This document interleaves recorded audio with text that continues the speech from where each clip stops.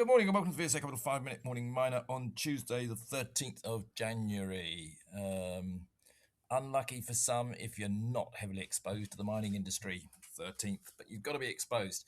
Right, Paul, there's quite a lot of news out today. Let's sort of rattle through a little bit. Let's just start off with one of the companies that I went and visited when I was in Mexico.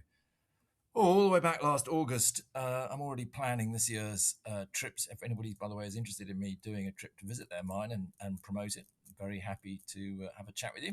But Luca Mining, which is one of the companies I saw out there, they've had some drilling results, Paul, haven't they? Yes, they have. This is specifically on the Reforma deposit target, which is immediately nearby the active underground workings at their Campo Morado polymetallic VMS mine in the Guerrero state in Mexico. These drill results showing some very nice widths and grades, such as in hole 2513, 25 meters at 8.3 grams gold equivalent, or in hole 2515, 55 meters in a surface drill hole at 5.9 grams gold equivalent. Um, so this is now a 7,200 meter surface drilling program and an 8,400 meter underground drilling program completed to date here. And that drilling does continue on Reforma as well as the El Rey target, as well as further underground targets of three different locations, and all of this is part of the 2026 to 2028 mine plans. Yeah, I mean this is important, isn't it, Paul? Because obviously this was not deemed a silver and gold mine originally, but was zinc. Correct me if I'm wrong there. And the Yes, fact that's they're right. now pulling up now very high grade gold and in particular, but also the silver around actually is really quite exciting for it, isn't it? Yes, that's right. And this is shallower mineralization too overall than what has historically been mined in the deposit. So if they can really prove up some volumes here, it should also reduce the underground costs as well. Now, I mean, from my visit, I know that they've got plenty of room for organic expansion, that they're drilling actually up in another area that looks very prospective. So, they can grow tremendously through organic expansion. But again, as we know out in Mexico, a lot of these companies are doing also some very interesting acquisitions. We've seen it from Guanajuato Silver, we've seen it from Sierra Madre. Avino, which was the fourth, probably doesn't need to do it because it has got its own organic expansion that will keep it quite happy. But Luca, one day we may well come in and see that they've done a very smart transaction as well, which will give the share price another push up. Would you agree with that? Yes, I would. I sure would.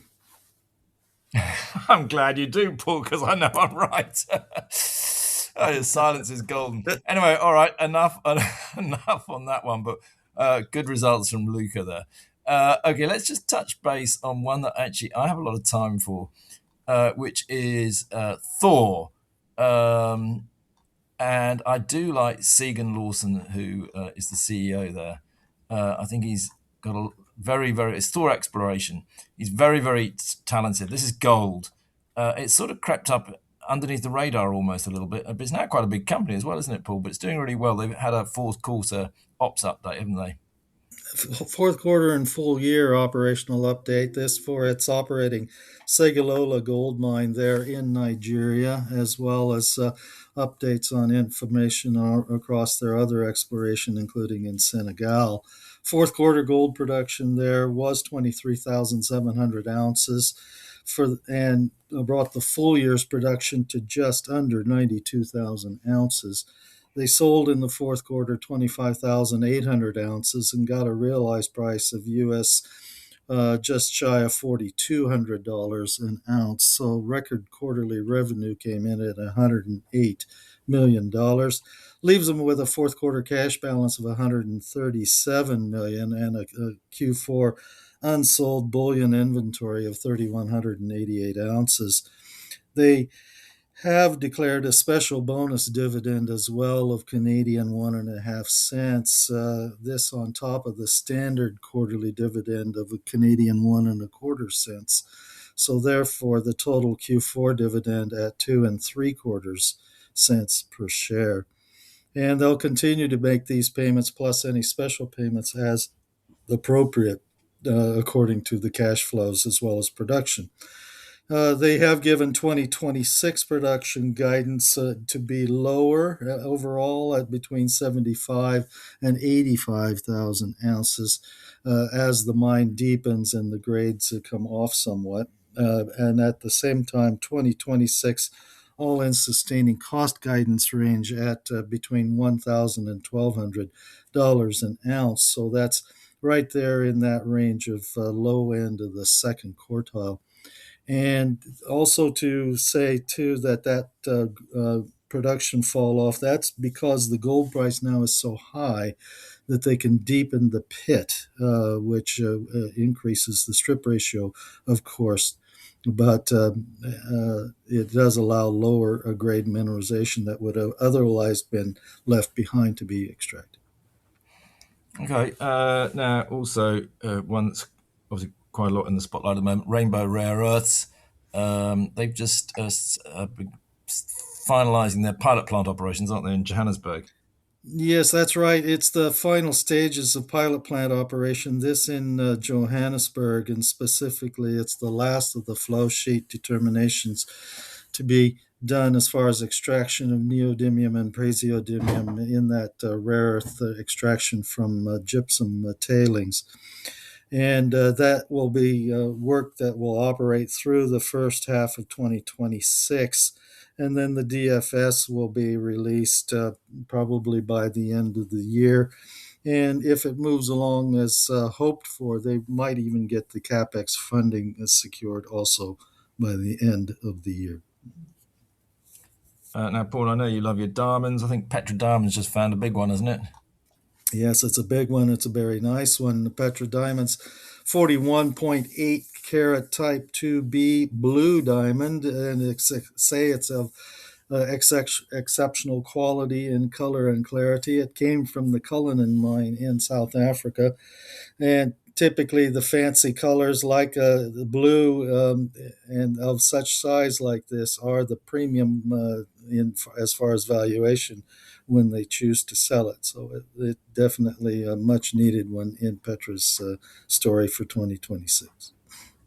Yeah, that's a nice one. Rattling through a little bit, Tharisa, which is dual quoted, but they've had some Q1 production results.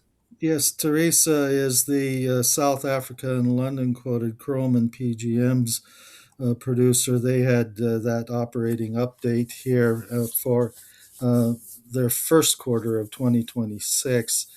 That was PGM recoveries were up by 79%, and chrome recoveries were improved, recoveries improved to 79%, and chrome recoveries improved to 70%. They got a PGM price of $2,200 an ounce as well, which was a good $600 higher than what it was on the year ago fiscal year.